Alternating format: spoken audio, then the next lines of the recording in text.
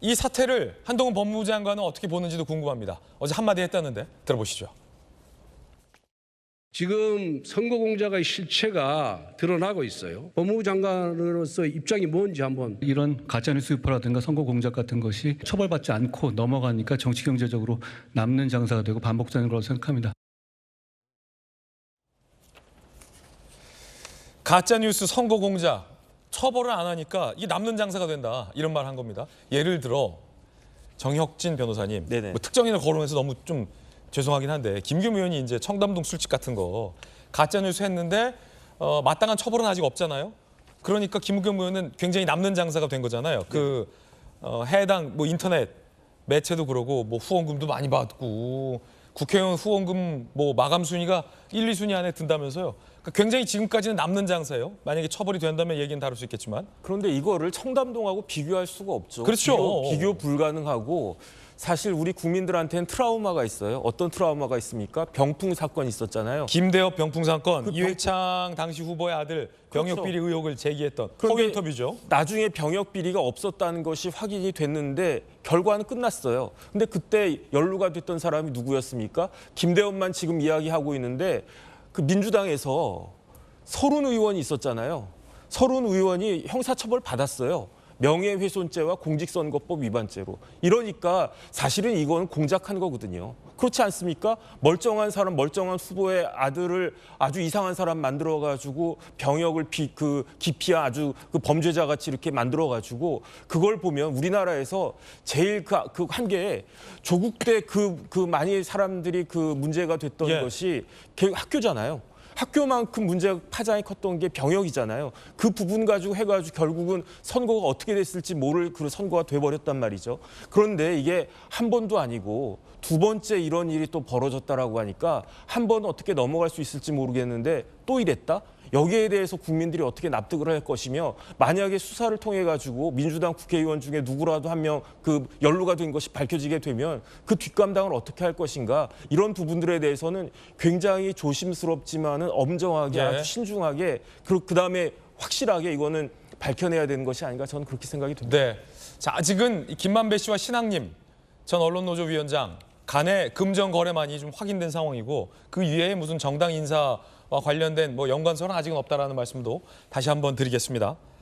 방송통신심의위원회가 김만배의 저 인터뷰 긴급 심의에 들어갔습니다. 방송통신심의위원회 허위 인터뷰 의혹 관련 민원 긴급 심의 안건으로 상정됐다라는 소식도 있습니다. 그렇지, 이런 거 해야죠, 방심위가. 이런 거 해야죠, 이런 거. 엄한 거 하지 말고 이런 거 해야죠. 자, 그런데 민주당의 안민석 의원이 신학님 씨가 받았다는 그 1억 6천에 대해서 두둔을 해서 논란입니다. 김만배라는 사람은 50억도 그냥 주는 독특한 사람인데 책값으로 1억 정도야 줄 수 있다 라고 얘기해서 지금 논란이 되고 있습니다. 책값으로 1억 정도야 줄 수 있다. 아, 안민석 의원. 책값으로 1억 정도야 줄 수도 있다. 물론 이제 듣기에 따라서 뭐 50억도 쓰는 사람인데 50억에 비하면 1억은 뭐 책값이다라는 비유일 수도 있겠으나 또 듣기에 따라서는 책값으로 1억 줄 수 있다. 그거 문제 없다라고 두둔하는 것으로도 들릴 수 있어서 논란입니다. 김영주 의원님, 네. 책 많이 쓰셨잖아요. 뭐 많이 못 썼습니다만 어쨌든 뭐 교과서도 쓰시고. 예. 한 권에 뭐 한 몇천만 원 상당해서 도합 3권에 1억 6천 정도의 책을 쓰려면 필력이 대단해야겠어요. 사실은 뭐 그 필력보다는 그런 정도 책을 쓰는 사람들은 말하자면 무형문화재 정도급이 돼요. 무형문화재. 무형문화재. 유명한 뭐 우리 전 뭐 미래 세대들도 기억할 만한 대단한 시인이거나 소설가거나 어떤 역사적으로 훌륭한 인물이어야 되는데 문제는 내용이 아무리 좋아도 우리가 신학님이라는 사람 이름을 이제 알았잖아요. 이제 알았다. 그게 문제가 가치를 매길 때 우리가 책 내용의 가치만 매깁니까? 역사적 가치라고 하는 것은 저 책을 쓴 사람들이 길이 기억할 만한 가치여야 되지 않아요? 근데 지금 아무리 본인이 그걸 주장을 하더라도 내가 봐더라도 저 책은 몰라 뭐 진품 명품에서 뭐 100년 전에 쓴 책이었다 그러면 또 모를 모르겠습니다만은 그래 1억 6천 한 진품 명품 정도는 돼야. 예. 그 진품 명품에서도 제가 1억 넘는 가격은 잘 못 봤어요. 맞습니다. 그러니까 실제로 저런 부분이 저는 예를 들어서 저 책을 한 10,000권 사줬다. 그게 뭐 1억 6천이다. 그러면 또 모르겠어요. 만배라 만권 사줬다. 예.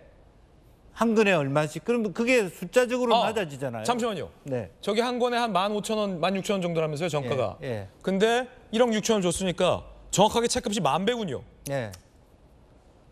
그러니까 아예 저걸 찍어서 출판사에 찍어서 한 1,000권, 10,000권을 사면서 좀 좋은 책이니까 건당 10,000원인데 한 50,000원 쳐줬다.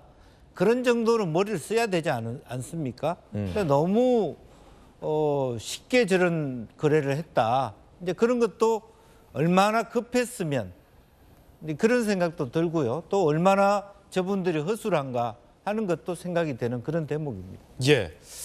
자, 궁금합니다. 이 소식 더 깊은 내용 듣고 싶다면 오늘 돌직구쇼 본방 끝나고 펼쳐지는 김진의 더 라방에서 여러분들 기다려주시기 바라겠습니다.